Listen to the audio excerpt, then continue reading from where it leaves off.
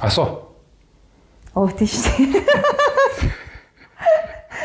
Бүрээ сүүлийн үед Бүрээ сүүлийн үед одоо Twitter, Facebook дээр хямрал гэдэг нэр томьёо айгүй хэрэг шүү дээ. Энэ яг ямар учиртай юу хэлээд байгаа хоёулаа энэ талаар хүмүүс тайлбарлаж өгье. Одоо ингээд төлбөртэй пост хийгээд байгаа юм шиг харагдаж байгаа хүмүүсийг хямчд хям авцсан байна гэд ингээ ярьдаг болсон. Энэ 2015 онд Machimpex компани шинэ бүтээгдэхүүнээ сурчлагаа хийлгүүлсэн юм байна. Одоо Twitter-ийн жиргээчдээр ингээд төлбөртэй бичүүлсэн юм байна л да. Тэгээд тооцоогоо болохоор яг хямаар ингээд төлбөр тооцоогоо хийцэн. Тэрнээс хойш одоо ийм нэг юм төлбөртэй юм шиг харагдаж байгаа, хин нэг магтан дуулж байгаа засгийн газар ч юм уу хин нэг ингээд магтаж байгаа ийм жиргээчдийг хямчд гэдэг ингээд бүр нэрлэдэг болчлаа л да. Би бас эргээд асууя. Одоо энэ саяхан нэг уулзалт боллоо. Медиа салбарын хямрал гэдэг нэг юм уулзалт боллоо. Тэгэхээр энэ дотор сэтгүүл зүг маш их шүүмжилж ярьлаа.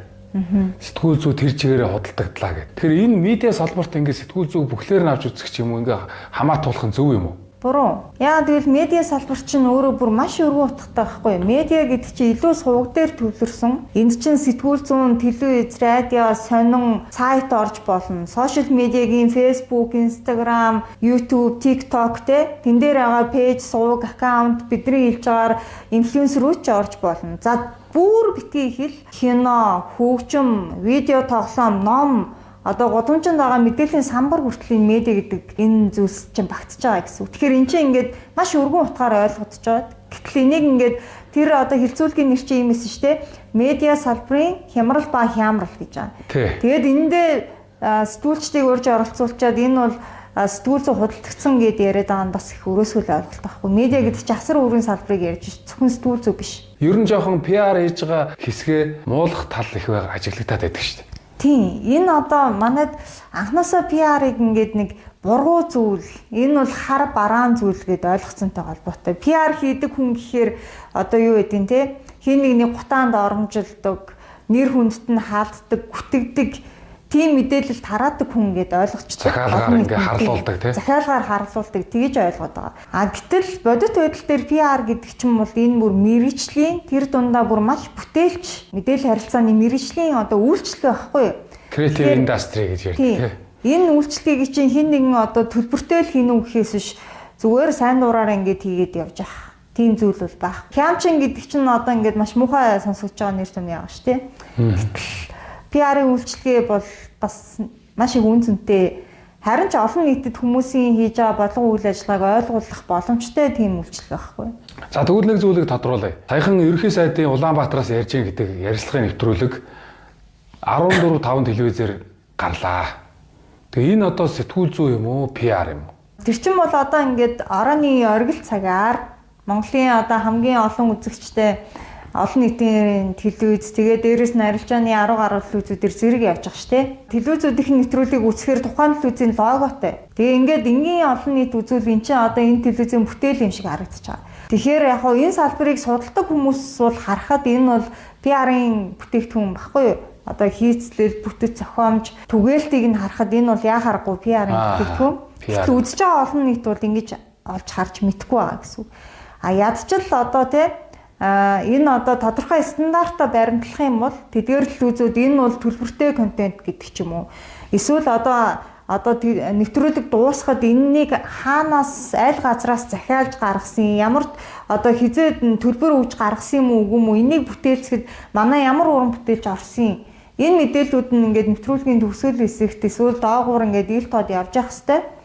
Гэтэл бол манайд одоо тийм зүйл байхгүй л явж байна л да. Одоо яг энэ иргэд олон нийт яаж ийм хэрсүү ялгаж салгаж хандах вэ? Сэтгүүл зүйн бүтээлийг яаж ойлгох вэ? PR-ыг нь яаж ялгах вэ? Энэ бол одоо тэгэл цэвэр хоёулангийнхны ярих үндсэн асуудал руу орно гэсэн. Нөгөө олон нийтийн хэвлэл мэдээллийн суурь боловсролтой холбоотой асуудал болно. Тэгээд одоо яг ялгаа цагийг нь гаргаж тухайлбал саяын ерөнхий сайдын контент дээр яах ёстой юм бэ гэж харвал хүлээн авахчид бол ингээд хамгийн итгэж болох тэр яг мэргэжлийн сэтгүүл зүй хийж байгаа тэр зөв суугаа авч үзэх ёстой. Ерөөсөө мэдээллийг сурвалжаад зөв тогтоох тийм. Зөв тогтоох. Тэрийг яаж зөв тогтоох вэ гэхээр одоо мэргэжлийн тодорхой стандартын дагуу доктортой үйл ажиллагаа явуулж байгаа мэргэжлийн ёс зүйгээ дагаж байгаа ийм байгууллагууд чинь тэр бодлого үйл ажиллагаа алсын хараа зорилго бүх юмаа олон нийтэд нээлттэй ингээд тавьсан байдаг шүү дээ. Контент нь хүртэл яг ингээд тодорхой ойлгомжтой байдаг. Энэ нь PR юм байна, энэ нь сурталчилгаа юм байна, энэ нь сэтгүүл зүйн бүтээл юм байна тий. Тийм тодорхой стандарттай байдаг. Тэгэхээр энийг ингээд хэрэглэж дадаад мэдээлэл гэдэг энэ бүтээгдэхүүнийг хэрэглээд дадаад ах юм бол хүмүүс энэ сувгуудыг ялгаж салгаж сурна гэсэн үг. Одоо жишээ нь зүгээр жишээ авахад одоо нэг киноны сувг кино гаргадаг Монгол сувг байлаа гэж бодъё. Дундуур нь маш их реклам гардаг. Бараг киноноос урт реклам гардаг. Гэтэл одоо жишээ нь HBO гэдэг киноны сувг байж гин нэг ч рекламгүй явсаар гал киногоо үзчихдэг тий.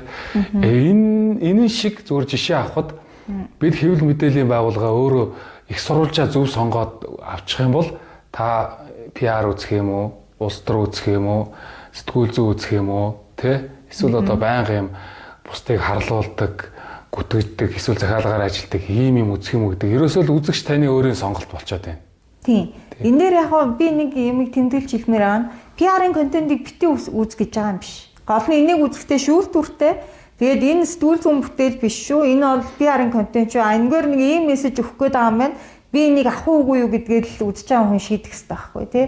Гэтэл манад байгаа асуудал нь бол ингээ бүх сэтгүүл зүйн сувгууд нь Facebook рүүгээ сошиал медиа руугаас шилжсэн. Тэгээ энэ дунд нь ахиад PR-ын сувгууд нь байж идэг. Тэгээ ингээд холилдоод хууль эрх зүйн орчин хүртэл өргөн нэвтрүүлгийн тухай хуулиараа ингээд олон телевизэн нэг одоо бүтээгдэхүүнүүдийг гаргах хэрэгтэй болоод бүр ингээд иймэрхүү нөхцөл байдлууд ингээд одоо хүмүүсийн дунд аюух хэрэгэлзээ үүсгэх нөхцөл болоод байна л да. За баярлалаа. Өнөөдөр бид хоёр дахь сэдвээ та бүхэнд энэ PR сэтгүүл зүй, хямрал, хямчин гэх энтэй холбоотой хэсгээр ярилцлага хүргэлээ. Баярлалаа. За баярлалаа.